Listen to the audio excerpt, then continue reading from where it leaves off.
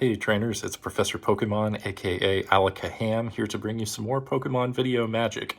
And today I'm going to be showcasing some games in which I have used Shadow Metagross, which is a relatively new Pokemon Go player.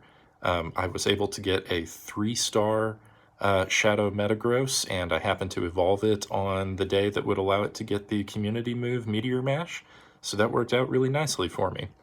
In this first match, I more or less just use it to pressure shields, so here I'm going to let the Shadow Metagross go, but I did pressure shields and I did do some chip damage, so I'm able to bring in the Surfetched to go ahead and try and get that last shield using Leaf Blade.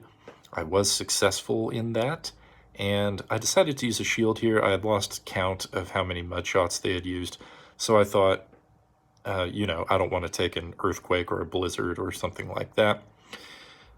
They brought in an Articuno, did an aggressive swap into that Articuno, and I wasn't able to get Surfetched out in time, so I just tanked the Icy Wind and then swapped over to Alolan Muck.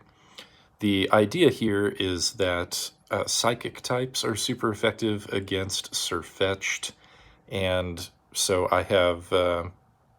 and so are fairy types. So I have Shadow Metagross to deal with fairy types, and then I have Alolan Muck to deal with psychic types and ghost types. I wasn't entirely sure at first why they brought in their Giratina against a dark type, but I think the idea there was to just try and soak its attack before they brought the Politoed back in, which is fine. I don't mind letting that Giratina soak the damage from Dark Pulse. We did a bunch of damage to that Giratina. They do reach their Dragon Claw, so this one's close. And yeah, the Dragon Claw is not quite enough to faint us out, which is great. So we are able to use that last Dark Pulse to finish off the Giratina. So that was definitely a fun match. It definitely came down to the wire, very, very close. It was a lot of fun. So here I'm going to try and showcase Metagross a little bit more. We pick up a positive lead against Scissor because we are going to do neutral damage with our fast attack and neutral damage with Night Slash. They are definitely running Night Slash because of the amount of time that it took to charge, and we can just keep tanking those Night Slashes. They are not very effective against Surfetched, so I don't mind that they are beating us to the charge move. We can keep tanking those, no problem, but they can't keep taking Night Slashes. They can't take any Night Slashes and still get away with this at the end. So we end up in a really good place. I have taken both of their shields. I still have 2 shields myself, and we did a significant amount of chip damage to that Melmetal before it even got to its first move. So now we can safely bring in the Alolan Muck, which is going to do neutral damage, and they swapped into Swampert. Swampert is bad news for all of the Pokemon that I have, so what I'm hoping to do is just chip with this Meteor Mash, and look at that. That is resisted damage from Shadow Meteor Mash, and it's still chunked like more than a third of this Swampert's health. So that definitely brought it low enough that we could come back in and finish it off with Dark Pulse. And then all they have left is the Melmetal. Now, I decided to shield there just out of safety, just in case, but in general, Melmetal doesn't really run moves that are going to do very much damage to Muck, so I was very pleased with how that one turned out in the end as well. So even doing resisted damage, Shadow Metagross with Shadow Meteor Mash is going to really, really help chunk health from opponents. Okay, here we pick up another positive lead against a Swampert. Of course, Surfetched is going to reach its charge move before Swampert, but they keep farming, so it's possible that they've built up to an Earthquake. I didn't want to risk that, so I went ahead and used a shield there. They had another Hydro Cannon, so I figured we could probably take that, and then they made a really excellent sack swap, so my hat is metaphorically off to my opponent there. I decided to try and build up enough energy to get to another Leaf Blade before making the switch, and then I moved over to my own Alolan Muck here. Now they decreased our defense with Acid Spray. That's never fun to get that debuff, but even after being hit with Acid Spray, if they're running something that's resisted like Dark Pulse, that is not going to be enough to feint us out. So we were able to survive that attack. I got another shield. They switched back into Swampert. My switch clock was still up, so I just farmed up energy and then shielded there. Then I could make the swap and use Sirfetch'd to finish off Swampert.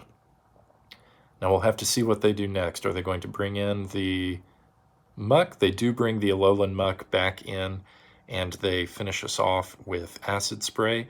Knowing they were energy dry, I knew that I could bring in Shadow Metagross and just farm down to get some energy. Now again, this is not a great matchup for Shadow Metagross because Electivire can do so much damage with a number of the moves that it knows, Wild Charge being one of them. But we were able to come back in with our fully loaded Alolan Muck and again close out that match, and it worked out really nicely. So hopefully one of the things you've noticed from these first 3 matches is that even when it is doing resisted damage, when you're in a bad matchup, Shadow Metagross with Shadow Meteor Mash is going to do a lot of damage and really chunk your opponent down. Now this is exactly the situation that I wanted to see with Shadow Metagross. The opponent swapped into a Togekiss, and then I was able to switch into Metagross, and now we are doing super effective damage, and we can get a shield, then we can farm down, and we're already at another Meteor Mash.